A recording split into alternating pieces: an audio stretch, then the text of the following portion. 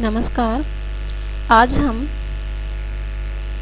कक्षा 12वीं की हिंदी की पाठ्य पुस्तक में संकलित तुलसीदास जी द्वारा रचित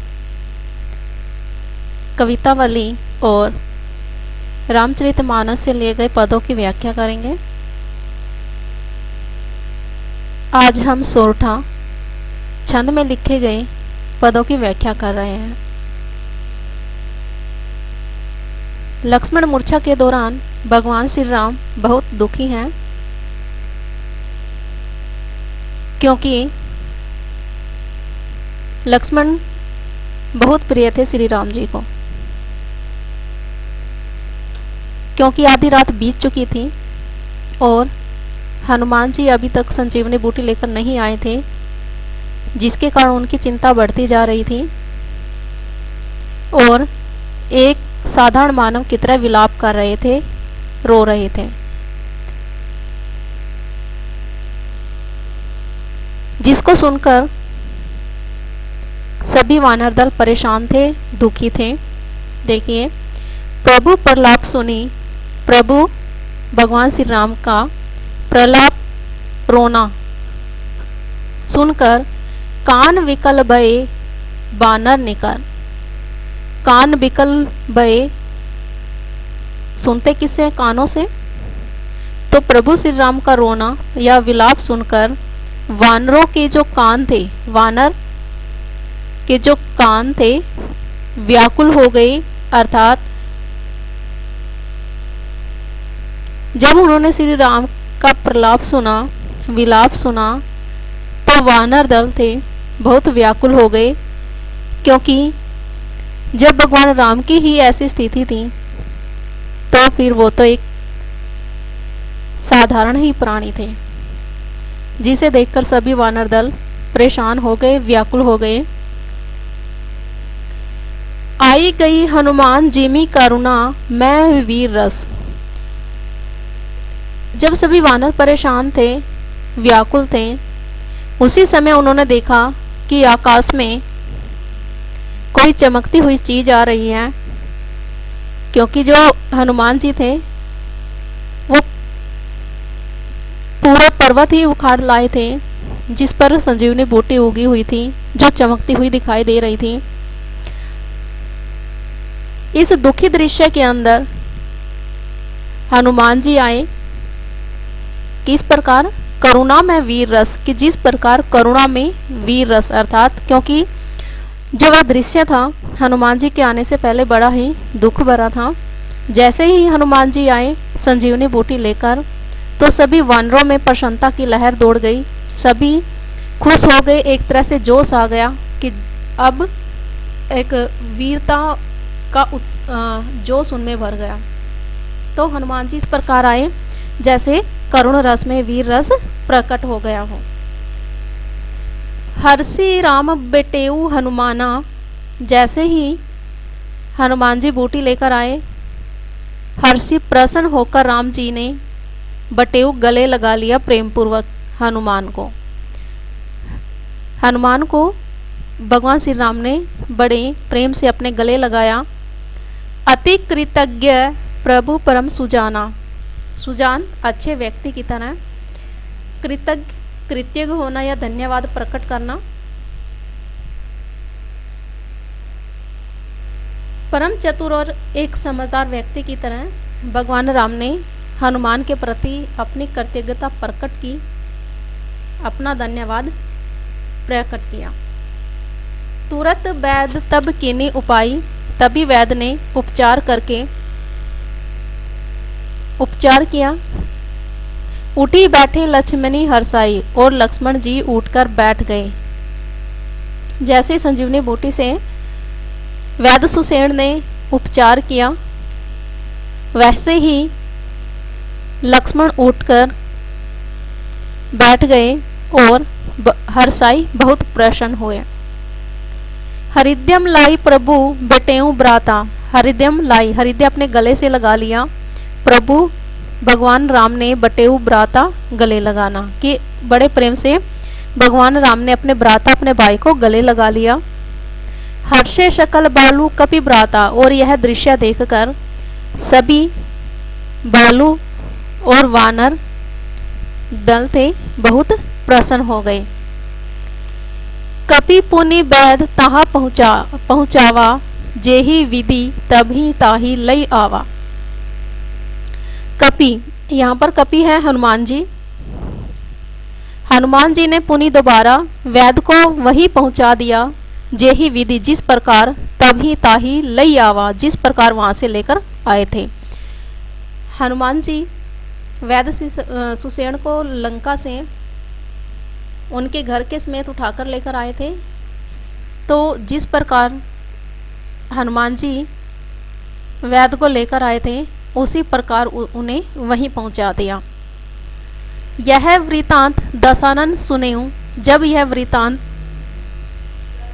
यह समाचार दशानन, 10 आनन, आनन होता है मुख, तो रावण के 10 मुख थे इसलिए उन्हें दशानन कहा जाता है। जब यह समाचार रावण ने सुना, अति विषाद, विषाद होता है दुखी, पुनि पुनि सिर धुनेऊ, बार बार अपना सिर धुनने लगा, अपना सिर पकड़ने लगा। किसके कारण? दुख के कारण। जैसे उन्होंने ये समाचार सुना कि लक्ष्मण जीवित हो गया है, तो रावण दुख के कारण अपना सिर बार बार धुनने लगा। व्याकुल कुंभकर्ण पही आवा, और व्याकुल होकर कुंभकर्ण के पास गया। विविध जतन करी तही जगावा, और विभिन्न प्रयत्न करके उसको जगाया, क्योंकि जो कुंभकर्ण थे गहरी नींद में सोते रहते थे, उनको जगाना बड़ा कठिन था। तो अनेक जतन करके कुंभकर्ण को उठाया गया। जागा निशिचर, देखिए कैसा कि जैसे कुंभकर्ण को जगाया गया। निशिचर होता है रात को चरने वाले, रात को चलने वाले अर्थात राक्षस। देखिए कैसा कि किस प्रकार जागा। मानहू, मानो कालू देह धरी बैसा, कि मानो कुंभकर्ण ने यमराज का शरीर धारण कर रखा हो, क्योंकि कुंभकर्ण था 6 महीने सोता था और 6 महीने खाता था। तो उसका शरीर ऐसा था कि जैसे उसने यमराज के शरीर को धारण कर रखा हो। काल का अर्थ होता है यमराज, मौत के जो देवता है, मृत्यु के जो देवता है यमराज। कुंभकर्ण भूजा कहु बाई, कुंभकर्ण ने भूजा पूछा, कहो भाई, काहे तो मुख रहे सुखाई, कि तुम्हारा मुख क्यों सूख रहा है, अर्थात तुम्हारे चेहरे पर, तुम्हारे मुख पर इतनी चिंता क्यों है। कथा कही सब ते ही अभिमाना, और तब रावण ने अभिमान के साथ, अपने एक घमंड के साथ सारी कथा सुनाई कि किस प्रकार सीता को उठाकर लाया और अब युद्ध शुरू हो चुका है।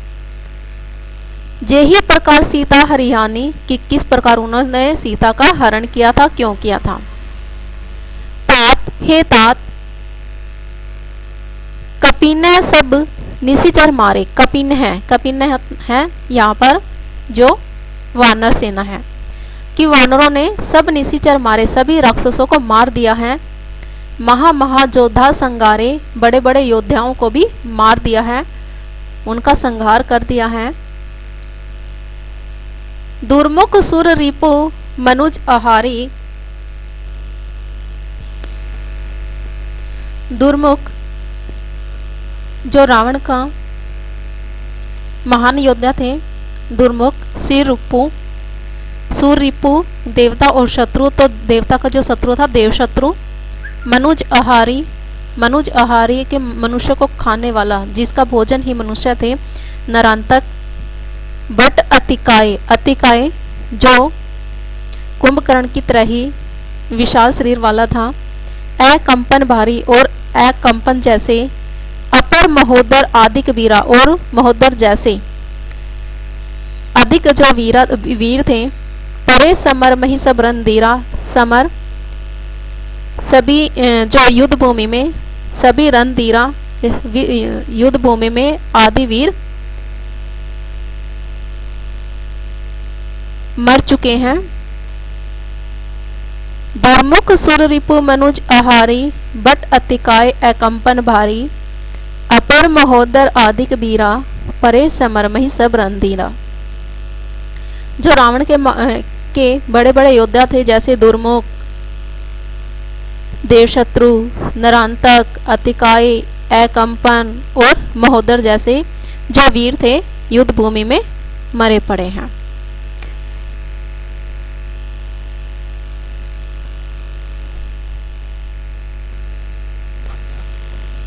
सुनी 10 कंदर बचन तब कुंभकर्ण बिलखान, जगदम्बा हरियाणी अब सठ चाहत कल्याण। जैसे ही कुंभकर्ण ने रावण की बातों को सुना तो कुंभकर्ण बहुत क्रोधित हुआ। वह दुख के कारण बिलखने लगा और कहने लगा, सठ का अर्थ है मूर्ख, हे मूर्ख, सुनी 10 कंदर वचन तब कुंभकर्ण बिलखान, कि जैसे ही कुंभकर्ण ने 10 कंदर रावण के वचनों को सुना, रावण की बातों को सुना, तो वह दुखी होकर बिलखने लगा, क्रोधित हो गया। जगदम्बा हरियाणी अब सठ चाहत कल्याण, रे मूर्ख, तू जगदम्बा जो सीता है, क्योंकि जगत जननी थी, कुंभकर्ण ने उनको पहचान लिया था और कहा, जगदम्बा जगत जननी जानकी को हरि आनी, हर होता है चुराना, कि उसको चुराकर अब तू चाहत कल्याण, तू अब कल्याण चाहता है कि तूने जगत जननी का अपहरण किया है और उसका अपहरण करके तू चाहता है कि तेरा कल्याण हो, ऐसा संभव नहीं है। तो यह था हमारा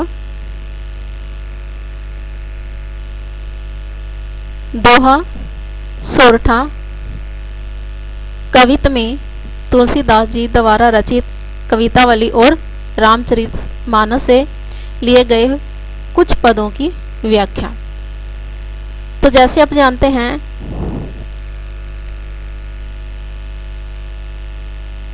आपकी परीक्षा में काव्य सौंदर्य बोध पूछा जाता है, तो उसके लिए जरूरी है कि आपको उसका अर्थ भी पता होना चाहिए, क्योंकि काव्य सौंदर्य भी तभी हम लिख सकते हैं। तो पहले आप इसका भाव ग्रहण कीजिए और उसके बाद काव्य सौंदर्य करना है।